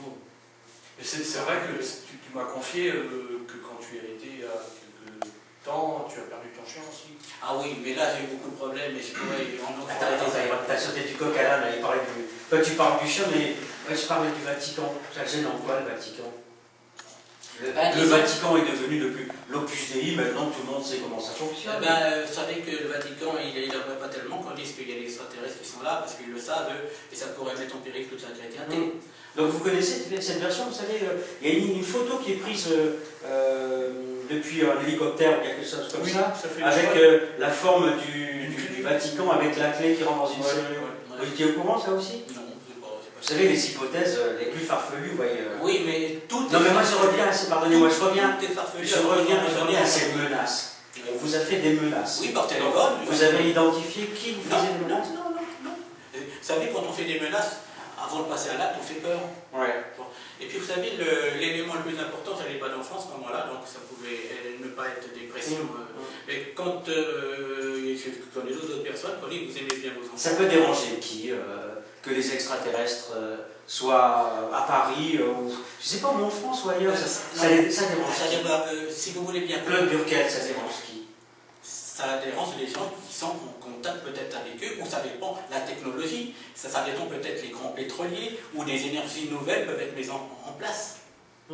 Ce n'est pas une question parce que vous ennuyez, si vous parlez d'extraterrestres, c'est parce que si vous découvrez quelque chose, ça peut mettre en péril des grandes compagnies, peut-être banquières, financières, mondiales. Ça peut être l'ordre mondial, il faut dire qu'il existe l'ordre mondial actuellement. On en parle un petit peu, mais ceux qui gouvernent le monde derrière les chefs d'État, les grands... Ceux qui ne sont pas les chefs d'État, on est d'accord. Bah oui, c'est les chefs d'État. Bon, enfin, ça c'est encore un autre sujet d'émission. Mais je veux dire, tout ça est lié. On est sur une planète. Mais sont-ils bienveillants à notre égard ou pas? Qui? Les extraterrestres, Claude Burkel. Tant que vous raisonnerez comme un humain pour parler d'eux, vous ne comprendrez pas le problème extraterrestre. Il faut un peu, si vous voulez bien comprendre le système extraterrestre, ce sont des êtres peut-être immatériels ou matériels, qui ont des cultures, qui ont des technologies totalement différentes. Et lorsque j'entends dire, par exemple, mais s'il existait, pourquoi il ne prendrait pas contact avec nous, et puis qu'il ne viendrait pas sur la place de la Concorde dire c'est nous là. Ça, c'est vraiment... Vous savez, c'est un peu la même pensée qu'on entend chez beaucoup d'entre nous, quand il nous arrive un coup dur. Mais qu'est-ce que j'ai fait au bon Dieu pour mériter ça? Ben, rien. Rien, c'est ça, Enfin, bon. c'est décidé. Donc, le problème, tout ça peut mettre en péril notre culture, nos religions, notre philosophie. Écoutez, excusez-moi, mais je souris, mais au niveau de décadence où nous en sommes en train d'en arriver, c'est pas grave. Hein. Oui, si l'Atlantide a disparu, si les Atlantes ont disparu, si les Égyptiens ont disparu, si les Grecs ont disparu, il y avait une sacrée décadence. Vous en aviez parlé tout à l'heure. Grandeur et décadence, hein, il y a toujours eu des hauts et des bas. Ouais. Donc ça existe. C'est-à-dire qu'il faut qu'il y ait une décadence pour remonter à un autre niveau. Alors vous dites que les incrédules, et c'est leur droit de l'être, doutent de l'existence extraterrestre. Oui. Il y en a beaucoup, il y a même des scientifiques. Moi j'ai des rapports, par exemple, de Cliff Tombaugh, qui était un grand astronome, et j'ai un courrier de lui qui a été repris dans un livre de l'époque qui dit « J'en ai vu avec ma famille lorsque j'étais là, et je sais que ça existe. Bon, vous avez des grands scientifiques, vous avez même Jimmy Carter, bon, c'est pas parce que ça fait Jimmy Carter. Les présidents américains, c'est bien connu. Il y a une théorie prétendrait que si John Fitzgerald Kennedy a été assassiné, ça fait plus tout pour personne. Il en savait, comme Eisenhower, ils en savaient pas. Bon, alors, si vous Bush, c'est pas. Bush, je ne vais pas le condamner, il est déjà presque pour moi enterré. Mais pour en revenir, le contact qu'il peut y avoir, si c'est mauvais ou si c'est s'ils sont gentils, s'ils sont mauvais, je trouve que c'est une question qui n'a aucun sens. On ne peut pas avoir quelqu'un de méchant ou de mauvais.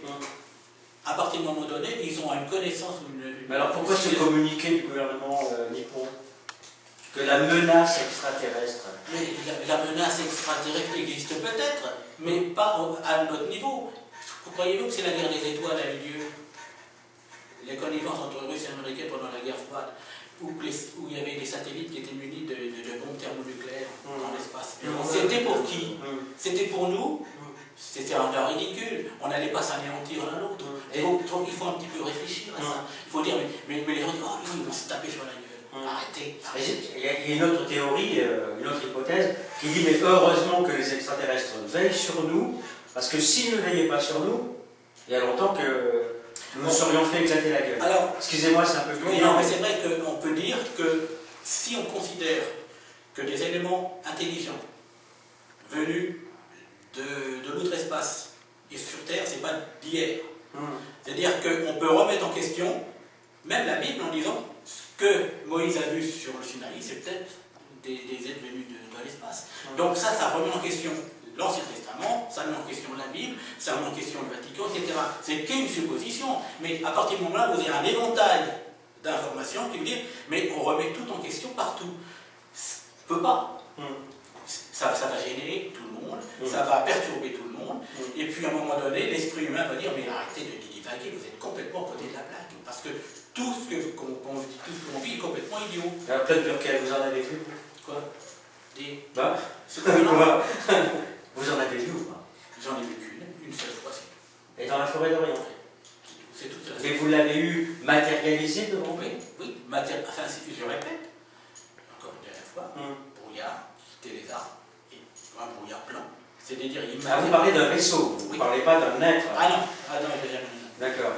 Merde, j'ai raté mon scoop là. Ah ouais, j'ai jamais vu d'extraterrestres. Ouais. Et je pense que même si on avait là, il ne faut pas les considérer, on voit toujours des formes extraordinaires, je trouve ça idiot. Bon, moi... Vous savez, il y a des témoignages d'hommes et de femmes très médiatisés. Je pense à qui? À un présentateur de Nelson Montfort. Nelson Montfort a parlé, a vu lui aussi. C'était lamentable. Ah oui, non, mais ils se sont moqués de lui, mais j'avais pitié de le voir. Oui, d'ailleurs, j'en ai parlé là. Je ne comprends pas, même. C'est incroyable ça. Je ne comprends pas quand même, il faut être réaliste. Bon, les gens peuvent rire.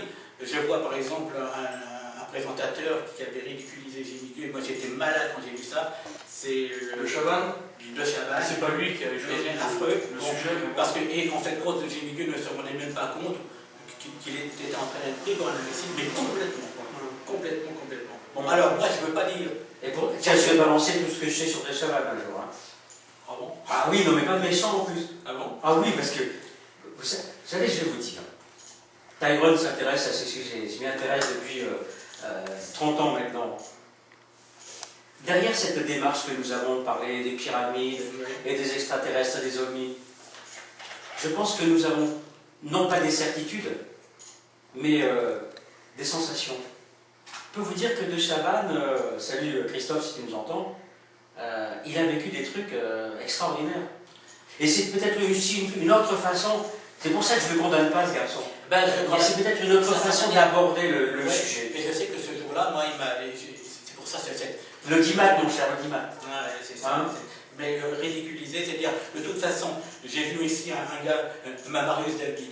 Ah, Marius, oui. Marius, c'est celui qui a été sur la fameuse, c'était en 56, sur Garde-Barrière, dans le nord de la France, où la gendarmerie est venue le tabasser également. Ouais. Il a perdu sa bras. Et tout ça, vous vous y retrouvez à Poitiers, marié, et puis j'ai Donc 67 ans, cette année, donc en 2008, Claude Burkel, donc vous avez rencontré, non pas des extraterrestres, mais, non mais c'est catégorique, c'est bien, mais un vaisseau. Oui, j'ai vu, dans la seule fois que j'ai vu. Et quand vous avez rencontré ce vaisseau, c'était avant ou après Marcilly? Marcilly, bien après, c'était en 89, Marcilly, ce que j'ai vu là, c'était en 72. En 72. Ouais, ça n'avait rien à voir. Marcilly, j'ai fait cette affaire-là. Ce qui m'a fait penser, quand j'étais à la réunion à Châlons-en-Champagne. Vous étiez aux journées. Oui, j'ai fait une conférence en disant voilà, on a pu déterminer la forme de l'objet en radiesthésie. Avec les baguettes de radiesthésie, je plantais un bâton, à chaque fois je reculais, chaque fois la baguette, sur les filets, je mettais un bâton. Et on a déterminé la forme de l'objet qui correspondait bien à l'intervalle de 1,65 m.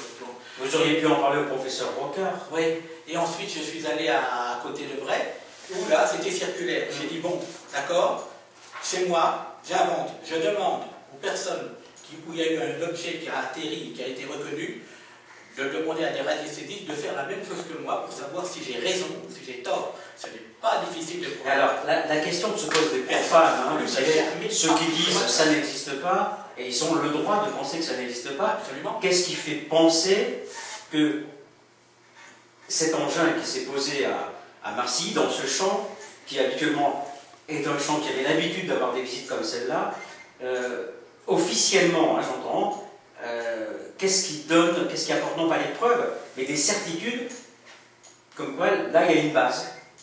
Non, je n'ai pas dit qu'il y avait une base. J'ai dit qu'il y a peut-être un... Non, non, je n'ai pas dit qu'il y avait une base. Ouais. Ici, il y a peut-être un élément important au niveau peut-être géologique, on peut peut-être de roche, quelque chose. La silice, par exemple, qui est très important pour fabriquer des lasers, qui est important dans les couleurs. Mais j'ai jamais dit qu'il y avait une base. Ils ont implanté, ils ont peut-être mis une balise de repérage, et les gars, ils ont dit, ici il y en a, si vous avez besoin, il y en a. Je ne sais pas. Mais je veux dire... Ils sont revenus depuis 89 ou pas? Apparemment non. Ce qui serait intéressant, c'est que là je vois qu'il y a des 5 cas d'observation à l'aide distants de moins de 5 km. Oui, c'est 1 km². Voilà. Il faudrait savoir si, là, dans ce secteur, il y a un mégalithe, un site religieux, pour mettre en relation ce que raconte... Ça, c'est vrai. Il y en a peut-être d'autres observations. Ouais. On a ces faits-là de ces 5 apparitions parce qu'il y a des gens qui ont pu rapporter. Il y en a peut-être d'autres, hein, c'est pas parce que les gens ne rapporteront pas. Bon, il serait intéressant de savoir s'il y a eu aussi là une apparition mariale. À Évilliers, ah oui, il y a Évilliers dans le Doubs, J'y vais, il y a eu 30 observations en 2 ans. Ouais. Bon, avec le professeur, l'instituteur, là. Parce que j'en parle parce que Raymond Terrasse, qui collabore avec nous, parle d'orthogéométrie, c'est-à-dire c'est une branche de l'ufologie. On aura bientôt une autre émission avec Raymond Terrasse. Mais alors, attendez, parce que je vois que le temps s'avance. Qu'est-ce que c'est cette histoire avec la NASA, la capsule parce que là aussi, vous avez fait des observations, oui, la capsule Gemini... non, ce sont des non mais il croit que je ne prépare pas votre émission. La capsule Gemini qui a eu des contacts, qui a vu des choses. Mais ça, c'est des rapports de la NASA, ça n'a rien à voir de l'extraordinaire. Ouais. Mais alors, ils ont Les astronautes, quand ont vu les objets dans le ciel lorsqu'ils ont été, ça n'a rien d'extraordinaire. Ça fait partie des choses courantes. Je ne vois pas du tout où il y a des transferts. Nous savons qu'il y a des témoignages d'astronautes ou de cosmonautes qui ont été approchés et qui ont vu des engins. Comme des témoignages de pilotes d'avion. Ah oui, il y en a plein. Il y en a un reportage qui a été fait là, par Saint-Boeing, les pilotes de Turquie, là, qui ont bazardé, qui ont cassé un météorite. Bon, ça a été des plans. On ne peut pas dire que ces pilotes-là, ils ont tous eu la folie à la même heure. C'est pour excusez-moi, mais c'est ma façon de poser les questions un peu brutalement et avec le sourire tout le temps. Vous roulez pour qui? Est-ce que ça vous a rapporté de la thune, comme on dit? Rien du tout. On m'a toujours dit, ce que tu fais, ce que tu sais, on te le donne gratuitement, tu dois le redonner gratuitement. Si un jour tu le monnaies, c'est fini. Vous avez écrit un... Jamais. Non? Jamais j'ai écrit de livre. Et je pourrais, parce qu'avec il y a d'autres affaires. Parce que là, tu peux montrer, il y a un sacré dossier. Mais c'est rien, ça. C'est un sacré dossier. Non, mais c'est rien, c'est... Non, mais c'est rien, mais c'est... Voilà le champ, quelques années après, il va y avoir. Ah ouais, d'accord. Gilles, vous avez une question à poser à Claude Burkel? Je veux juste te montrer la photo, là. Puis je confirme, c'est une photo donc, du champ où aurait atterri cet engin, et je confirme bien, derrière, il y a un tampon, et on ne peut pas tricher, qui est daté du 12 juin 1989. Autrement dit, le jour où la photographie a été tirée, derrière, le photographe a obligation de marquer la date. Et le journal, ça date... Mais qu'est-ce que je vois là? Le journal date du 14... Ouais. Bon voilà, vous l'avez gardé, quoi. Ce qu'il faut dire, c'est que quand Claude vient me voir, de temps en temps, il vient toujours avec un dossier comme ça. Et c'est vrai que Claude, c'est vraiment un homme de terrain, parce que non seulement il va sur le terrain, il prend des photos, il recherche les coupures de presse, il fait ses propres schémas. Et ça, attendez. Ça va faire fouillis sinon. Ici, il y a un trou. Là, regarde, mon hanche grossit. Au centre de la photo, il y a un trou. Ça correspond à quoi? C'est quoi? Voilà, c'est ça le gros mystérieux. Quand j'ai pris de la terre, de ce trou, que je l'ai mis dans un petit... On le voit là, le gros. Quand j'ai pris cet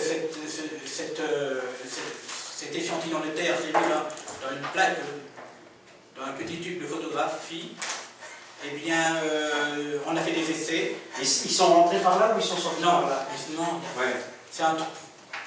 Un trou qui fait 15-20 cm de diamètre et puis 30 de profondeur.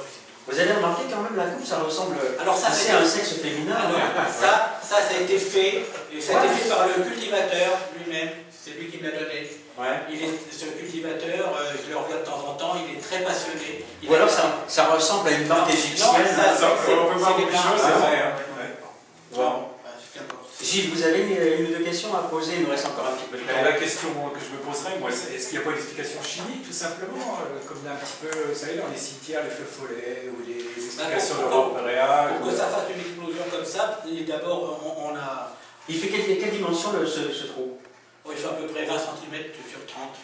20 cm de large sur 30 cm de profondeur? Alors j'ai tiré de la terre là-dedans. Et c'est vrai qu'au baguette de anesthésie, on a fait des essais. Ça c'est extraordinaire. Sur un immeuble, à la cave, dès qu'on passe à la verticale, les baguettes varient. Oui, mais c'est subjectif comme sentiment. Bon, on a fait, il y a les personnes de la Radiesthésie France, plus sur place, ils ont calculé énorme, ce qu'ils appellent en bovie, c'est-à-dire c'est la qualité, c'est des bovies en anesthésie. Un être humain fait à peu près 7000 bovies. Et là, on arrivait à 1 million, 1 million. C'est la même échelle qui est utilisée pour mesurer le taux vibratoire dans les cathédrales, par exemple. Oui, si vous voulez. Enfin, on s'en sert aussi pour mesurer les courants telluriques. Oui, on est d'accord. Vous avez les courants telluriques, vous avez les courants magnétiques, vous avez les courants gravimétriques, et vous avez les courants statiques. Donc, quand on fait, moi j'ai pris des cartes de... Alors les feux follets comme... Oui, les feux follets, pour faire une explosion comme ça, puis faire disparaître... Oui, parce qu'il y a un choc physique finalement. Il y a 40 kg de blé qui ont disparu, ils font peut-être leur cours. Ils sont fins, ou alors ils sont peut-être venus préparer les futurs OGM. Mais scientifiquement, il n'y a pas de solution. C'est vrai il y a du blé qui disparaît, mais il n'y a pas que le blé, il y a des lacs entiers d'eau qui disparaissent. Oui, Il y a des énormes trous dans le sol. Et on dit aussi ça, c'est qu'il y a une faille géologique où il y avait un trou en dessous, puis l'eau. Pour vous, Claude Burkel, extraterrestre, la vie extraterrestre, les ovnis, évidence? Regardez bien la caméra. Évidence, c'est quasiment certain, mais ça date pas de maintenant, et c'est en rapport avec toutes nos civilisations. Je pense que les civilisations passées ont subi en leur temps, en fonction de leur connaissance, des contacts avec des êtres qu'ils appelaient des dieux, qu'ils appelaient des Vous parliez de la Bible tout à l'heure, on retrouve alors, dans la Bible. maintenant on trouve ça, le contact il a lieu peut-être à différents niveaux. Ceux qui ne veulent pas y croire, ils ne croient pas. Moi, c'est comme la religion. Moi je montre des faits. Ceux qui sont intéressés, ils continuent. Ceux qui sont contre. Vous savez que vous devriez écrire, hein, parce que, bon, enregistrer une émission, c'est bien, mais écrire... Oui, mais vous savez que quand j'écris déjà des choses en critique, alors le livre, qu'est-ce qu'il va être? Vous avez rien à foutre. Et alors, ça, c'est sûr. Vous savez, dès qu'on met des écritures sur un livre, on vous attaque. Mais non, il faut trouver l'éditeur. Par contre, les critiques sont faciles. On ouvre un livre, on dit « Oh, ok, il a fait ça, mais il a dit. Hein » Il est devant son bureau, il regarde des émissions, la télé, il est sur son ordinateur, mais à part dire « Oh, le nom de Dieu, c'est pas vrai ». Si vous n'écoutez que les critiques, vous n'avancerez pas beaucoup. Hein. Et oui, je sais. Mais je m'en fous des critiques. Non, faut pas s'en foutre. Faut les prendre très au sérieux. Les critiques peuvent être constructives. Oui. Ce qu'il faut faire, c'est les critiques, elles ne doivent pas détruire quelqu'un. Ah oui, mais... Voilà. Bien faire et laisser dire. Bien faire. Vous savez, Tyrone, il y a 2 ans et demi, c'était au mois d'avril, le 1er avril, il a construit son site. Ben, s'il avait écouté tous les connards, il n'avançait pas. Voilà, on n'avançait pas. Ben voilà, mais restez debout. Quoi, voilà. Cette théorie-là, il y en a qui vont dire il est fou. Mais on s'en fout. Non, mais qui fasse. C'est même simpliste de dire ça, parce oui, que parce que il y a pire que ça en fait. Oui, on peut dire, mais il faut construire avec ça, il faut chercher. Je crois savoir que quelque part, en France, hein, il y a une pyramide avec des pierres moulées qui est en train d'être construite dans le sud de la France. Ça, je sais pas. Ah si, selon la théorie d'Alénovitz. Oui, je sais pas une honneur de pouvoir et que ça se tient. Apparemment, tout ça se tient. Enfin, vous savez, je pense que aussi bien sur les extraterrestres que sur les pyramides et tous ces sujets qui nous intéressent, il y a encore des dizaines et des dizaines de bouquins à écrire. Un petit mot concernant Raymond Terrasse. La théorie qu'il donne sur les apparitions mariales avec les relations et les ovnis, c'est très particulier. Et la construction des cathédrales sur des formes géométriques bien particulières avec les constellations, ça tout le monde peut le voir, il suffit de garder des plans. Reprenez le livre d'Hubert Brune sur la moi, je suis en train de préparer quelque chose concernant les cathédrales femelles, les cathédrales mâles et les cathédrales hermaphrodites, avec les clés, la serrure et l'énergie de pouvoir comprendre les codes d'utilisation que les maçons ont fait dans les cathédrales par rapport aux connaissances templières et les codes d'utilisation, et bien ça va révolutionner, on va dire, mais il est fou ce mec. Et dire qu'on va être amenés à travailler tous les 4, et puis avec Raymond Terrasse et tout d'autres. Raymond t'as tiré gros lot, hein. Mais non, mais tu sais, bon, nous on est des gens simples, et puis les gens viennent à nous, donc on leur permet de s'exprimer librement. Les gens qui ne connaissent pas le paranormal, on essaye de leur expliquer. Ceux qui ne s'y intéressent pas, eh ben, c'est pas la peine qu'ils viennent nous voir. Si on écrit des livres, c'est pas pour les gens qui vont pas les acheter, c'est pour les gens qui vont les lire. Donc notre démarche, elle est simple. Et au contraire, une critique peut aider encore à découvrir quelque chose d'autre. Et c'est bien à partir du tiens, il n'a pas pensé à ça. Si on avait dit tiens, merde, j'ai pas pensé. Et ça peut. Mais justement, on a un webmaster à Rennes qui va nous aider à démontrer ta théorie en images de synthèse. Et ben, si quelqu'un veut relever le défi et nous aider, parce qu'on n'a pas beaucoup de moyens ici, ça serait de reproduire avec un logiciel quelconque ce que avance Gilles Job, parce que Gilles Job c'est quelqu'un de méritant et qui mérite d'être reconnu par sa théorie qui, pour moi, tient la route. Et je te fais confiance comme tu m'as fait confiance. Voilà. Bon alors, Claude et Gilles, là, on ne se connaissait pas. Bon, vous avez vu comment ça se passe. Ça a duré que 90 minutes. Ça aurait pu durer beaucoup plus longtemps. Est-ce que vous m'adoptez dans Ah oui, dans l'équipe de la taverne. pour moi c'est Ouais, parce que fantastique. ce que j'aime bien, en fait, compte, c'est qu'il y ait des controverses qui permettent d'évoluer. Et de dire qu'il ne faut pas que quelqu'un soit passif devant moi, il faut qu'il m'attaque pour que je puisse lui répondre. Si quelqu'un y ramène à tout, c'est ce que je retrouve surtout dans les conférences, on est tous alignés devant une table, l'autre se parle. Vous savez, ça va, dire qu'il faut qu'il y ait des Donc je suis controverses. adopté alors. Ça va? D'accord. Vous avez des questions? Vous avez des questions? Vous pouvez répéter la question. 08? Non, non, je déconne pas. Bon, ben, je crois que c'est terminé, Ange. Hein.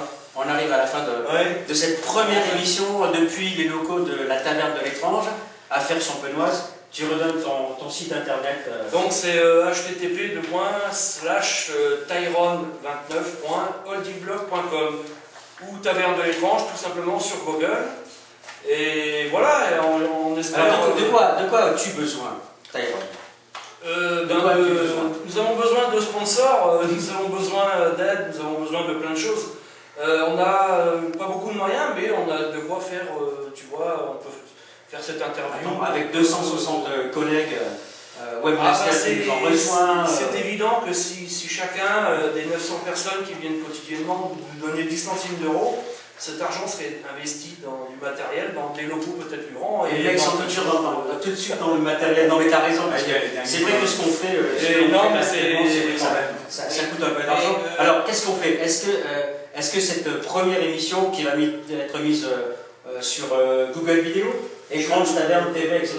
Je vais la mettre sur Google. On va la mettre et elle sera disponible demain ou plus tard de lundi. Et puis on attendra l'avis des personnes et puis ils verront bien que nous sommes des gens simples. On fait, tu vois, c'est convivial, on est dans nos petits locaux et voilà, on n'est pas sur un plateau de télévision, mais c'est pas ça qu'on veut. Nous, on est, voilà, on touche les gens parce qu'on est comme eux, on leur ressemble. C'est pour ça que ça marche la Taverne de l'Étrange. Ce sont des gens qui nous ressemblent. Ce sont des gens qui venaient dans ton émission et qui venaient en amitié. C'était sympa, convivial. Ici à la taverne, tout le monde peut venir, la porte elle est ouverte. Les gens, et maintenant. Sauf qu'il n'y a pas de licence 4, hein, vous n'aurez pas du pinard. Il n'y aura pas de vin. Ni de bière. Mais il y a 900 personnes qui viennent tous les jours et c'est pas rien. Donc j'avais tenu des promesses il y a à peu près un an. On commence à les tenir pour certaines et c'est pas fini. On a le projet, on a beaucoup de projets et là je suis hyper content qu'on soit tous les quatre réunis. Tout le monde n'est pas là, mais Ramon Terrasse fera partie de notre émission et bien d'autres encore. Donc nous on recherche des gens qui ont des idées, on n'est pas contre, on prend leurs articles, on les met à la disposition des gens et puis voilà. Justement, c'est une question qu'on m'a posée à plusieurs reprises te concernant. Est-ce que tu fais une sélection des articles que tu mets en ligne? Non, moi c'est les gens qui me contactent et là il y a une qui m'a demandé hier s'il y avait un article sur la télékinésie, j'en parle pas, donc je lui ai dit si elle avait quelque chose de moi. Tu vas sur le site de Jean-Pierre Girard par exemple. Voilà, bon, mais il y a tellement de sujets que on n'est pas au bout. Hein. On n'est pas au bout, il y a du travail. On n'est pas au bout. Donc nous on est là tous les jours, on travaille, même le week-end. Et puis, il faut aussi avoir des sujets qui intéressent les gens. Alors justement, est-ce que ça les intéresse? Alors là, je crois que ça les intéresse parce qu'ils vont sur le site. Mais tout le monde n'a pas Internet. Non mais attendez, c'est important ce que vous êtes en train de me dire pour ma gouverne personnelle. J'en ai eu des preuves avec les 2500 mails que j'ai reçus à l'espace de 15 jours. C'est hallucinant. Mais bon, est-ce que vous pensez que des thématiques sur le paranormal, la parapsychologie, la spiritualité, l'étude des religions, avec tout ce que la vie extraterrestre, est-ce que vous pensez qu'il y a un auditoire pour... Oui, il y a certainement un auditoire, mais beaucoup restent dans l'ombre, si ça les intéresse. Parce que ceux qui s'intéressent vraiment, par exemple, aux entités, à la réincarnation, ou qui ont vu quelque chose, ils ont peur d'être ridicules, alors ils n'en parlent pas, ça les intéresse. Parce qu'ils sont intéressés, ils veulent savoir. Et au niveau d'en parler, ne croyez pas que quelqu'un qui travaille va raconter sur son patron, ça va. Il reste dans l'ombre. C'est vrai que quand je suis venu tout à l'heure depuis Paris jusqu'à Fère-Champenoise, j'ai vu 3 fois l'étoile de Gargiveau, un nom comme ça, l'étoile champenoise et l'étoile portugaise. Je ne vais pas dire des bêtises, oui je les ai vus, enfin j'ai pas... c'est une trilogie. Mais voilà justement, et c'est ce qu'on appelle la synchronicité. Donc ça devait se passer, point. Voilà. Toutes les étoiles en parlent, toucher les étoiles. Ce sont des émissions régulières que vous retrouverez sur la Taverne de l'Étrange et sur ma page web. Voilà, et tout ça, en ce qui me concerne, gratuitement. Et je redis aussi à Tyrone, s'il désire des émissions pour les nostalgiques de plus près des étoiles, s'il désire des émissions, ce sera cadeau, après lui il se débrouille. Voilà, c'est le mot de la fin, Tyrone. Bon, ben, je crois qu'on a fait le tour. Faire le tour de la table. On va faire le tour de la table. Voilà, on va faire un tour de table. Allez, on va faire un tour. Non, mais vous restez là. Non, mettez-vous debout. Non, parce que je me marre, moi. Je resterai toujours le plus petit de tout le monde. À bientôt. Salut. À la prochaine, au revoir. À la prochaine, au revoir.